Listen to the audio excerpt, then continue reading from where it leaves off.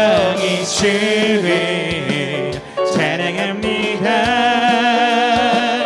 내 영이 주를 함께 나눌 말씀 누가복음 우리 4장 1절로 4절까지의 말씀 한 절씩 교독하시고 마지막 절은 함께 읽겠습니다. 제가 먼저 읽겠습니다. 예수께서 성령의 충만함을 입어 요단 강가에서 돌아오사 광야에서 40일 동안 성령에게 이끌리시며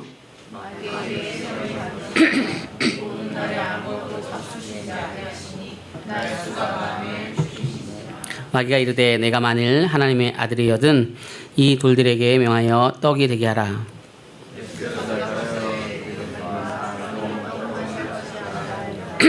아멘.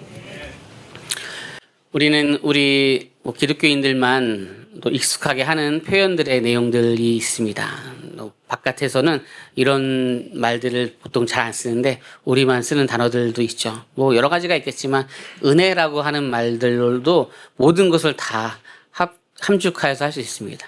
굉장히 좋은 일이 있을 때 은혜입니다라고 하는데, 또 어려운 일을 당했는데 뭔가 깨달음이 왔을 때 그것도 은혜입니다 이렇게 얘기하잖아요. 그렇죠? 그런 단어들이 여러 가지가 있어요. 뭐 있을까요? 난 집사님 때문에 시험 들었잖아. 예. 어떤 의미일까요? 우리는 알아요. 바깥에서는 몰라요. 그 집사님이 시험 문제를 냈나? 그런 거 아니잖아요. 그쵸? 나 집사님 때문에 시험 들었잖아. 그래서 교회 3주간 쉴 뻔했잖아. 이런 것들. 그쵸? 예. 시험이 들었다라고 하는 것들이 누군가를 통하여서 내 마음이 조금 힘들었다라고 하는 표현들이죠. 어떤 비교에서 올 수도 있고요. 어떤 말에서 올 수도 있고요. 또 상황을 판단하는 그 생각의 차이에서 올 수도 있죠. 어떤 사람들은 아주 간단한 것도 있어요. 여러분들 숟가락이 오른쪽입니까? 아니면 젓가락이 오른쪽입니까? 이걸로도 달라집니다. 어느 가정마다 꼭 지키는 방식이 있어요. 숟가락이 있고 젓가락이 이렇게 있는데, 젓가락이 있고 숟가락이 있으면 그게 식사를 할 때 마음이 불편해서 어려워요. 그걸 꼭 바꿔야 되고 여러 가지 이런 것들도 별거 아닌 것 같지만 우리 삶에 굉장히 많습니다. 그래서 가정마다 교회마다 어려운 일들도 많이 경험할 때가 있어요. 많잖아요. 그렇죠? 뭐가 있을까요? 가래떡을 그렇죠? 소금에 찍어 먹냐, 설탕에 찍어 먹냐, 아니다 우리는 고추장에 찍어 먹는다, 이렇게 해가지고 무마됐던 적들도 있습니다. 여러 가지 개념이 요즘은 달라져요. 그렇죠? 기름에 찍어 먹기도 하고 올리브유에 찍어 먹기도 하고. 그런데 이런 모든 것들이 때로는 작은 것의 시험거리가 되기도 합니다. 목회자가 키가 너무 커도 좀 불편하고, 또 너무 작아도 불편하고, 저처럼 적당해야 되는데, 그쵸? 예. 너무 잘생겨도 그렇고, 너무 그렇기도 하고, 머리가 너무 직모여서 그렇고, 때로는 파마여서도 그렇고, 여러 가지가 있어서요. 예.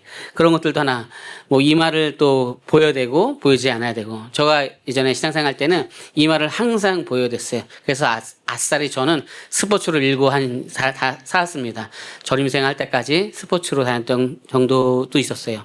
내려오면은 그런 것들이 교회에 큰 문제가 되기도 했었습니다. 많아요. 목사님 왜 와이셔츠를 긴 걸 입습니까? 제가 또 다녔던 교회에서 와이셔츠가 짧은 걸 입으면 안 되는 적도 있어요. 흰색이 아니면 안 된 적도 있어요. 그게 습관이 돼서 긴 거, 흰색만 입고 있지만은 가끔 평일 때는 안 그러기도 하지만, 목사님 그게 뭐가 중요합니까? 라고 하지만 교회마다 전통이나 생활들마다 다 다른 경우들도 있어요. 그런 것을 모아서 시험 들었습니다 라고 하는 경우들도 굉장히 많습니다. 이런 게 한 730가지 정도가 있는데, 여러분들한테 얘기하면 놀라니까 하나씩 천천히 얘기하도록 하겠습니다. 그런데 이런 시험 들었다라고 하는 개념들을 오늘 본문에서 잘 인용을 해요. 오늘 본문을 읽으면서 예수님께서 시험을 받으시구나라고 하는 내용들을 하는데, 사실은 그 내용을 자세히 보면 이게 이 내용이 아니었었는데 라고 하는 그런 내용들도 상당히 많습니다. 오늘의 말씀을 보면 조금 그런 것들과 관련되어 있는데, 시험을 받았다 라고 하는 개념들의 이 말씀에 세 가지 시험이 있어요. 근데 시험에 대한 내용들을 좀 살펴볼게요. 여러 가지가 있는데 첫 번째 시험은 페이라조라고 하는 것이 있어요. 이것은 어떤 마귀의 유혹이라고 합니다. 마귀에게 시험을 받는다라고 해서 나를 걸려 넘어지게 하는 개념들이 있는 것이에요. 마귀의 유혹, 시험을 페이라조라고 하는 것입니다. 이건 쉽죠. 두 번째 개념이 이제 새로운 개념이고 우리에게 중요한 개념이죠.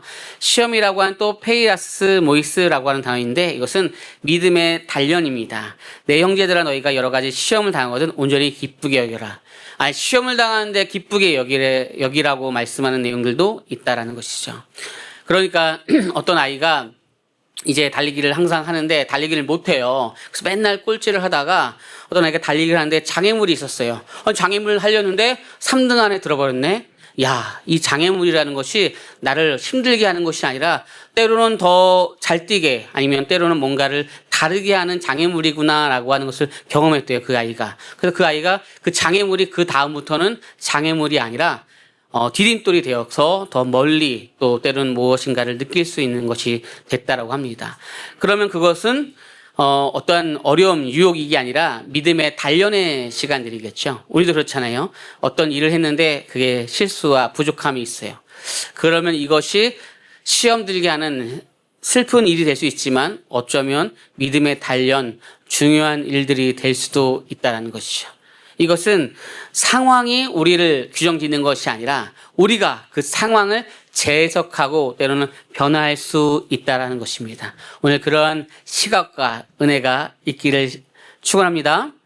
그럼 세 가지 시험이 있으니까 그래도 한번 살펴볼게요. 세 가지 시험에 대한 내용들은 이럽니다. 마귀가 이제 네가 만일 하나님의 아들이거든 이 돌들에게 명하여 떡이 되게 하라고 하는 예수님께 시험을 이제 요청했습니다. 그때에 예수님께서 말씀하실 때 사람이 떡으로만 사는 것이 아니다라고 하면서 하나님의 말씀으로 산다라고 하는 것이 첫 번째의 시험입니다. 그러니까 육체적인 시험이죠.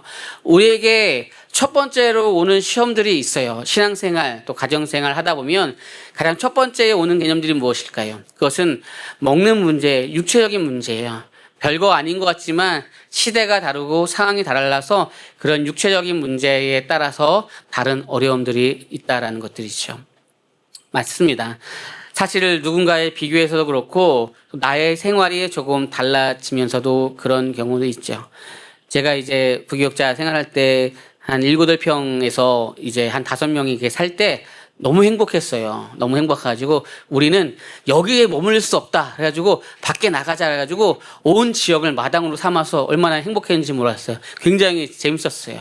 근데 이제 조금 크고 나서 이제 다른 조금 더 좀 넓은 집에 있을 때 이제 첫째와 대화하면서 우리 그때 가장 행복했지? 아이, 가장 행복했어, 아빠. 그치? 우리 다시 더 행복해지기 위해서 그 8평에 우리가 다시 한번 5명이 살까? 했더니 첫째가 약간 눈빛이 흔들리더라고요. 그래서 약간 흔들리더라고요. 커지니까 좀 달라지는 것들도 있었나 봐요. 그러니까 사실 우리가 뭘 먹는지, 뭘 타는지, 어디에 사는지, 뭐 이런 생활 하나하나가 안 중요한 건 사실은 아니에요. 그쵸? 옛날에는 또 때로는 신혼이면 단칸방에도 살았지만 시간이 지날수록 점점 달라지잖아요. 중요합니다. 그러나 거기에도 신앙인들은 기조가 있고 중심이 있죠. 사람이 떡으로만 사는 것은 아니다. 하나님의 말씀으로 산다라고 하는 내용이 첫 번째 시험이었습니다. 미리 답을 드리면 사실 오늘 본문은 성경 전체에서 시험을 얘기할 때 하는 본문은 맞습니다. 그리고 뭔가 얘기할 때 시험을 얘기하는 내용들도 맞습니다. 그런데 사실 오늘의 말씀은 핵심은 무엇이냐면 이거예요. 하나님의 아들이 되려면 당신이 예수님이 하나님의 아들이라고 한다면 이렇게 하십시오라고 하는 존재를 증명하는 것에 대한 얘기인데 이 존재를 증명하는 것을 마귀들이 자신들의 생각하는 규칙대로 정해놓고 이렇게 했을 때 당신은 하나님의 아들입니다. 내가 예수라고 인정해 주겠습니다라고 하는 시험에 대한 얘기인 것 같지만 사실 그 존재를 규명짓는 것을 얘기하는 것이에요. 누군가에게 당신이 이러면 목회자입니다. 당신이 이러면 또 직분자입니다. 당신이 이러면 신앙입니다. 라고 할 때 서로가 규정하는 방식이 다 다르잖아요. 그렇죠?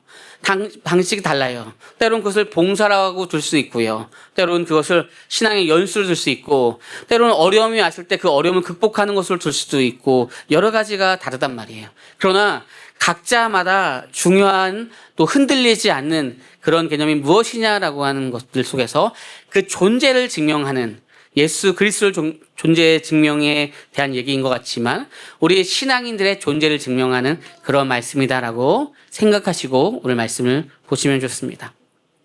두 번째 시험도 보면 내게 절하면 천한 만국을 내가 주겠다라고 말씀합니다. 사단이 마귀가 그렇게 얘기해요. 그때 예수님께서 주 너 하나님께 경배하는 것이 필요하다. 나는 그렇게 주 너희 하나님께 경배하고 다만 그를 섬기라라고 말씀하셨기 때문에 나는 그 기록된 것을 신명기의 말씀을 가지고 나갈 것이다라고 말씀하십니다.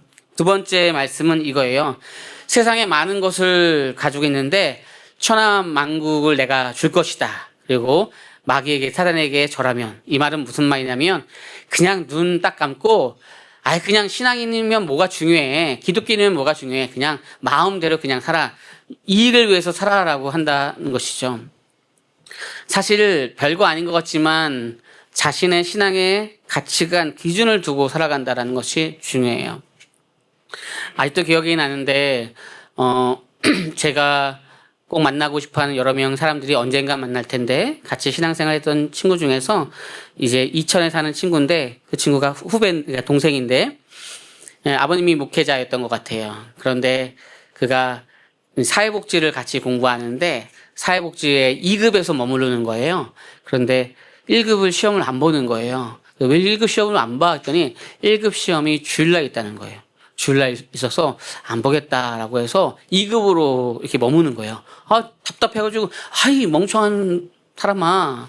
아니, 2급으로 노마 그러려고 했습니다. 그쵸? 멍청한 노마 해도 돼요. 해도 되는데, 예. 이 멍청한 노마, 야, 2급으로 지나면 너는 폭이 10개밖에 안 되는데, 야, 1급이면은 한 100개 되잖아. 그냥 대충 해. 뭘 그렇게 중요하게 여겨. 그렇게 생각했어요. 근데 엊그저께 또 어떠한 이제 분이 아이가 태권도를 하는데 빨간 띠로 1년 이상 머무르는 거예요. 충분히 검은 띠를 딸 수 있는데.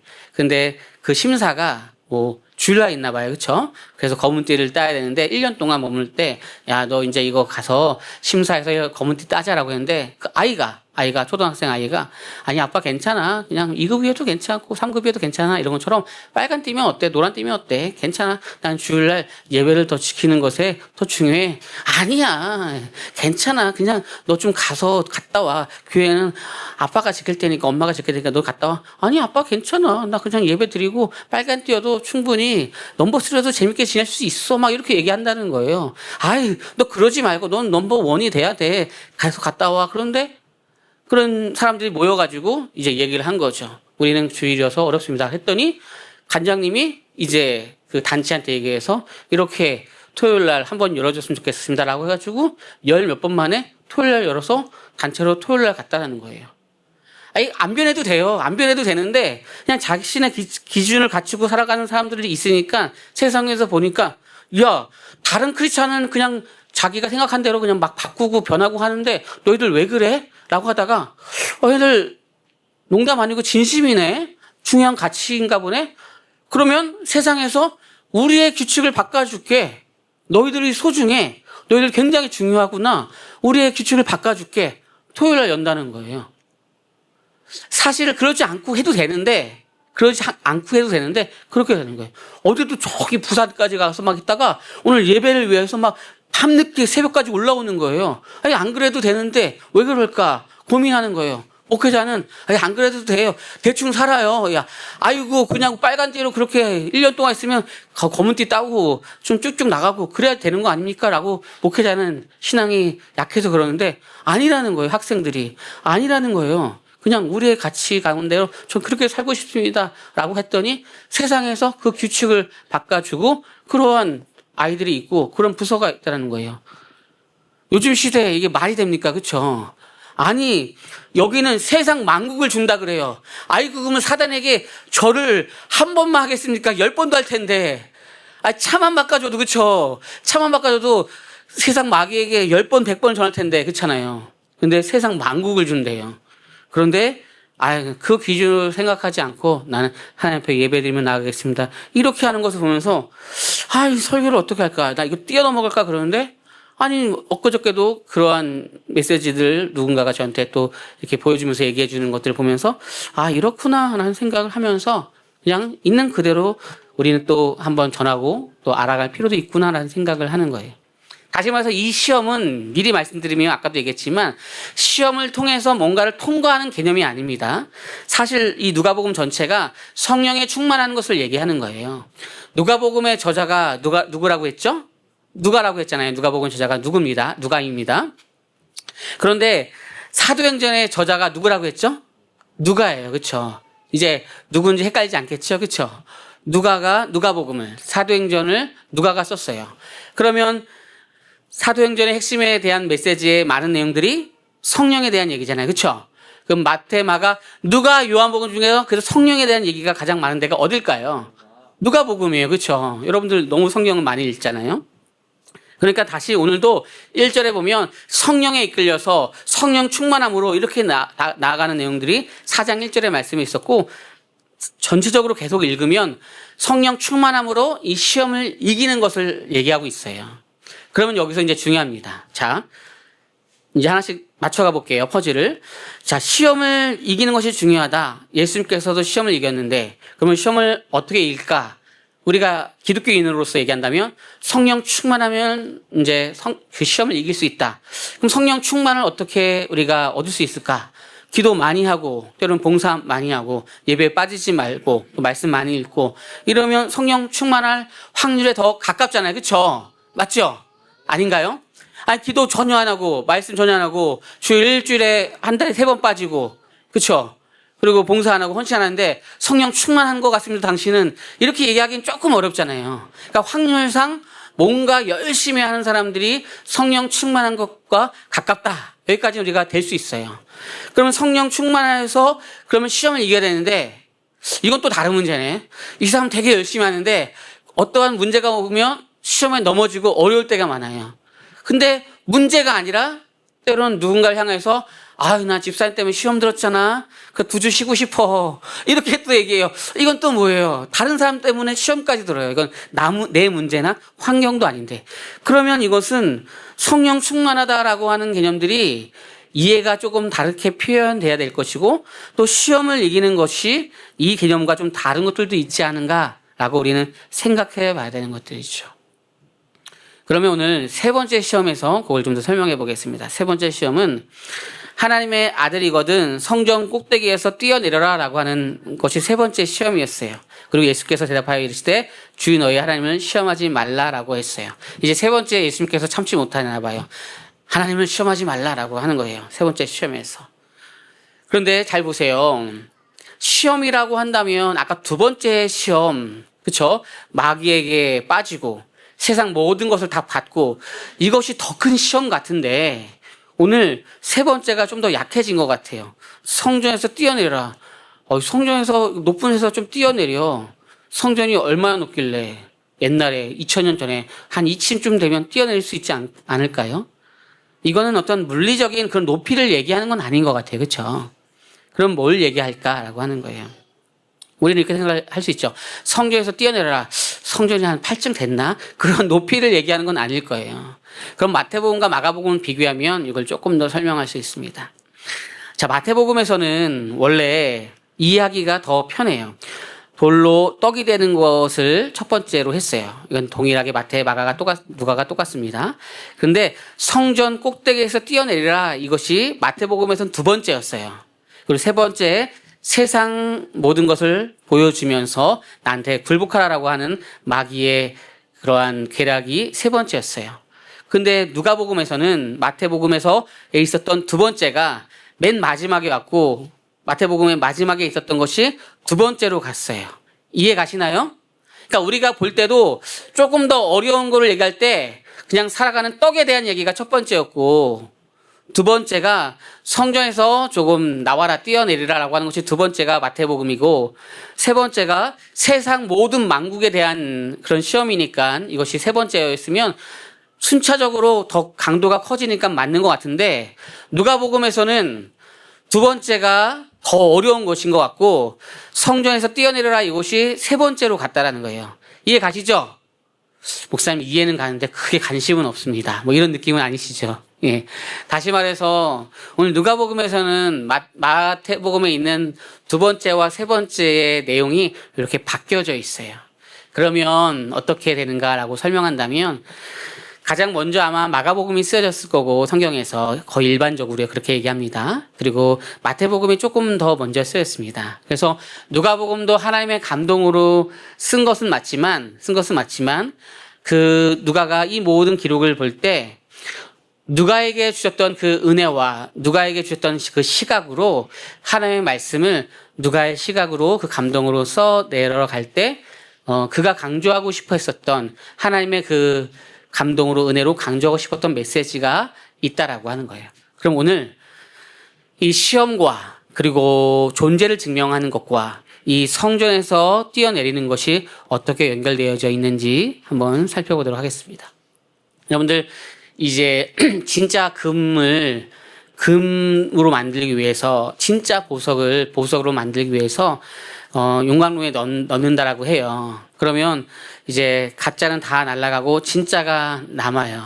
그런 시험이 진짜 시험이 아니라 그 사람의 존재를 증명하는 좋은 시험이 된 것이죠. 그렇죠? 이렇게 이해하는 것들처럼 오늘 이 시험을 통하여서 그래 내가 어느 순간 어딜 넘어가지를 얘기하는 것이 아니라 그냥 임기응변으로 뭔가 하는 것이 아니라 진짜 존재 자체에 대한 물음을 하는 것이고 진짜 기독교가 무엇인지 신앙이 무엇인지 예수가 무엇인지를 얘기하는 그 존재 자체에 대한 얘기를 오늘 하고 싶어 하는 거예요. 근데 세상은 자꾸만 이렇게 하면 내가 기독교인인 걸로 내가 인정해 줄게 라고 얘기하는 거예요. 이렇게 하면 그것이 복음이라고 인정해 줄게 라고 얘기를 하는 거예요. 다 가능합니다. 교회가 때로는 정치에 엄청 참여하는 것을 바로 진짜 복음이다라고 얘기하는 사람들도 있어요. 또 구제사역을 많이 하면 진짜라고 하는 경우들도 있습니다. 그리고 각자마다 다른 개념들이 있어요.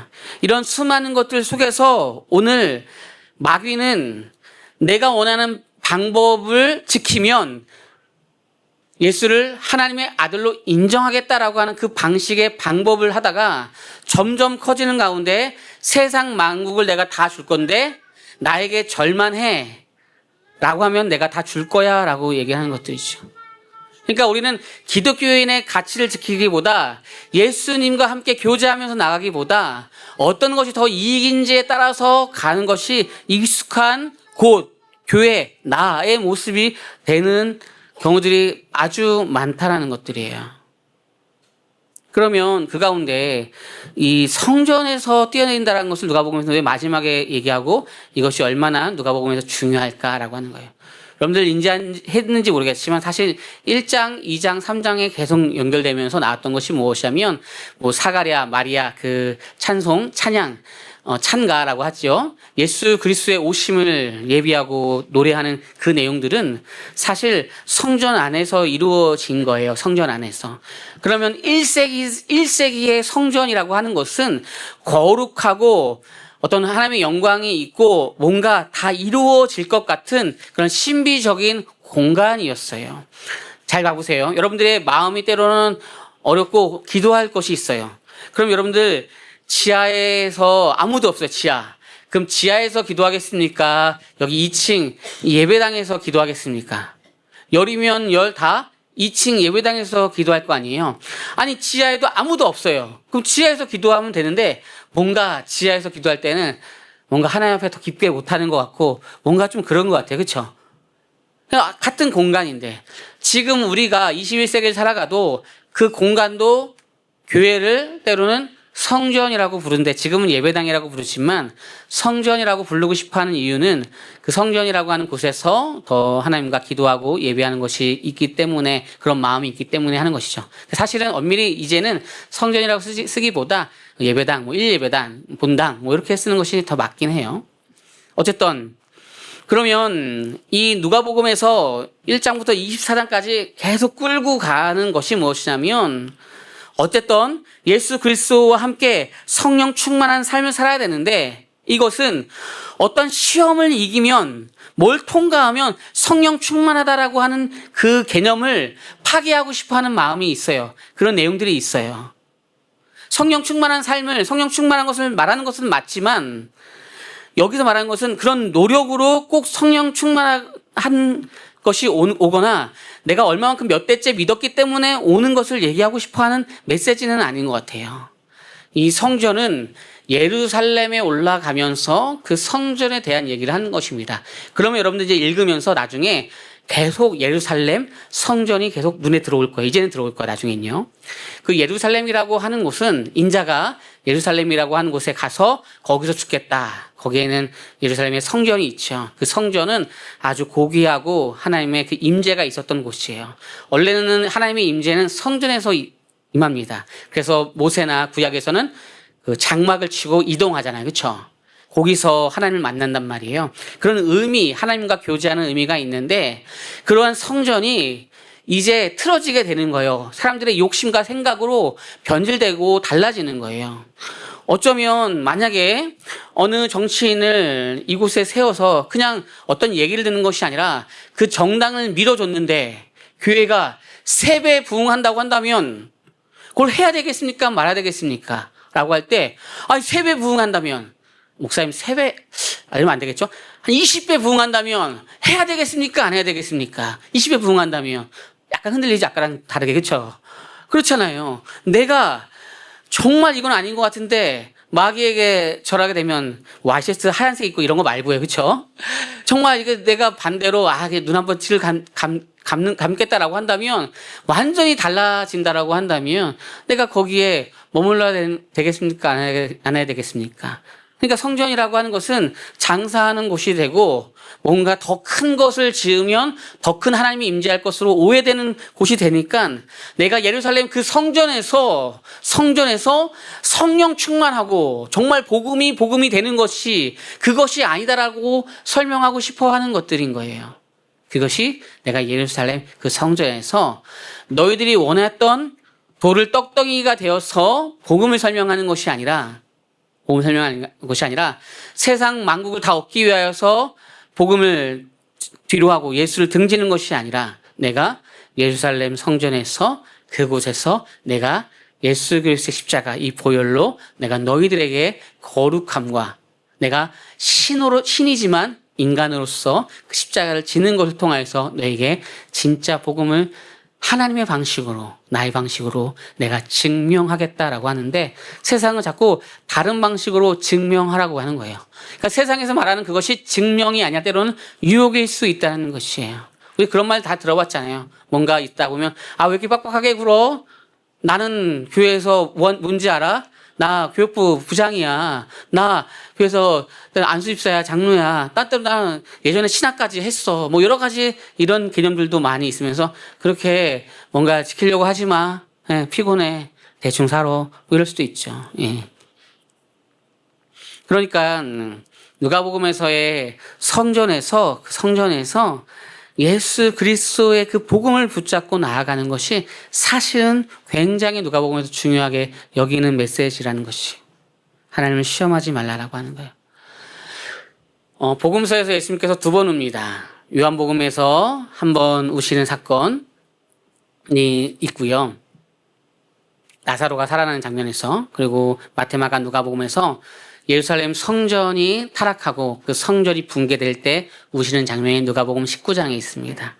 누가복음에서 성전이 타락하고 성전이 붕괴되고 예루살렘의 성전이 이제 무너질 때 누가복음 19장에서 눈물로 그 마음을 다시 하시는 예수님의 그 모습이 있는데 진짜 성전이 이제 성전임을 보여줘야 되는 것이죠. 성전의 대치를 뭐가 하는 것이 아니라 예수님이 성전입니다라고 하는 것들이죠.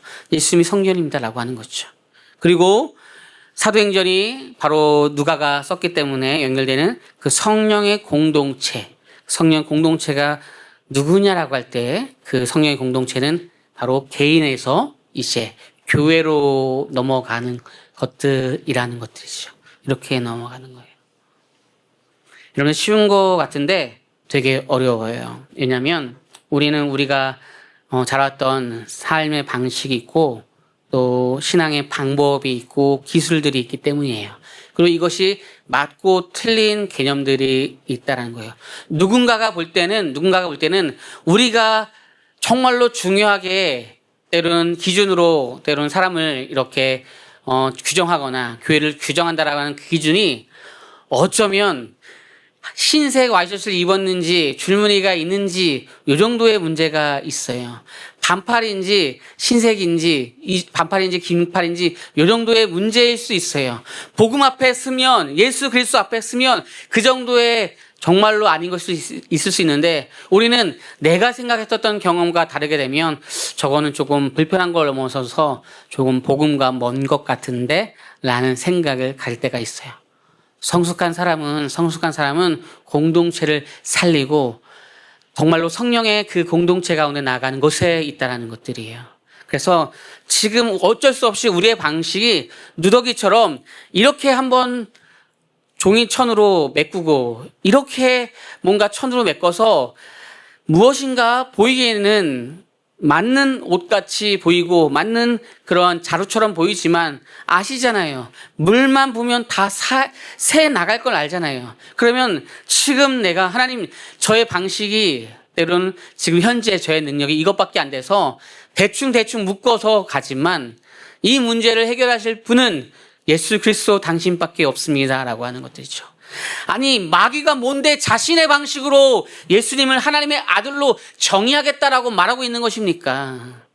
사단이 뭔데 자신의 방식으로 교회는 이런 것이다라고 해서 자신의 방식대로 맞추겠다라고 얘기하는 것입니까? 다 그런데도 불구하고 그냥 내가 하나님 앞에 내가 맞는 그 방식으로 주님과 교제하는 가운데 세상이 너희들이 오라, 너희들의 그 중심을 내가 알겠어, 우리가 규칙을 바꿀게 라고 말하면서 그런 것이 초등아이들의 머릿속에 마음속에 있다고 한다면 오히려 그 아이가 가지고 있는 천국에 대한 복음에 대한 분명함이 우리 어른들보다 더 크고 확실하다는 것입니다. 전통과 경험을 넘어서서 복음이 일하는 개인 교회. 그래서 이 방법을 대충 해결하지만 마음 깊숙한 곳에 하나님 진짜 이것은 복음으로 연합되는 그런 가정, 복음으로 연합되는 교회. 그럼 내 스스로가 복음에 사로잡혀서 누군가를 잣대를 댈 때도 오히려 그 잣대를 대기보다 성령에 충만하고 평안, 기쁨 가운데 나갈 것이 무엇인지에 대한 고민을 하는 것. 그것은 바로 교회에서부터 이루어지고 이 성전에서부터 이루어지고 가정의 힘으로 또 개인의 힘으로 이루어진다는 거죠. 그래서 그 성령의 공동체가 이루어지면 이제 우리는 그 교회가 위임받은 그 사명을 감당할 수 있다는 거죠. 말씀을 마칩니다. 아주 쉽지만 누구에겐 어렵습니다. 이게 시험을 통과하기 위한 이 3가지 과정들, 10가지 과정은 어떤 사람들은 이러한 시험을 통과하는 것이 쉬울 수가 있어요.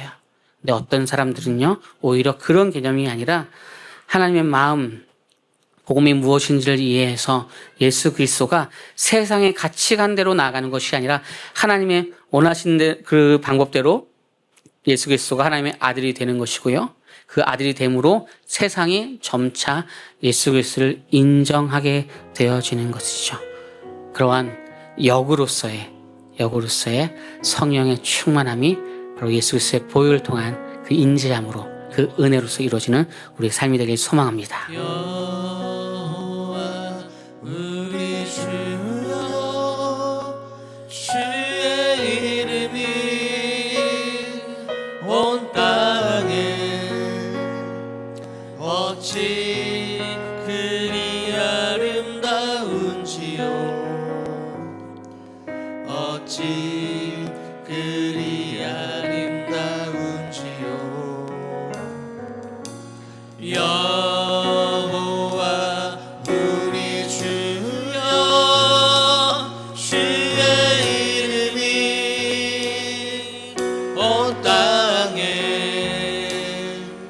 어찌 그리 아름다운지요,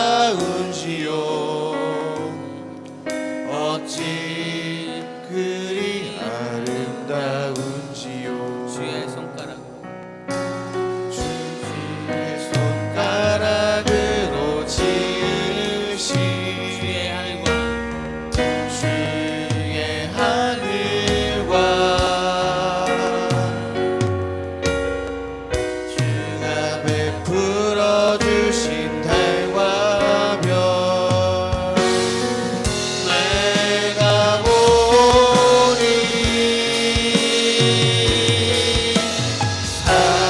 사랑이 무엇이건데 주께서 저를 생각하시며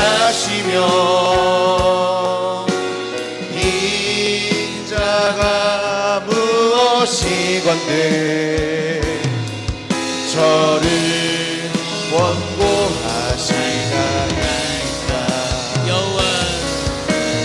여호와 우리 주여 주의 이름이 온 땅에 어찌 그리 아름다운지요. 어찌 그리 아름다운. 눈을 들어 주를 보라. 주를 보라.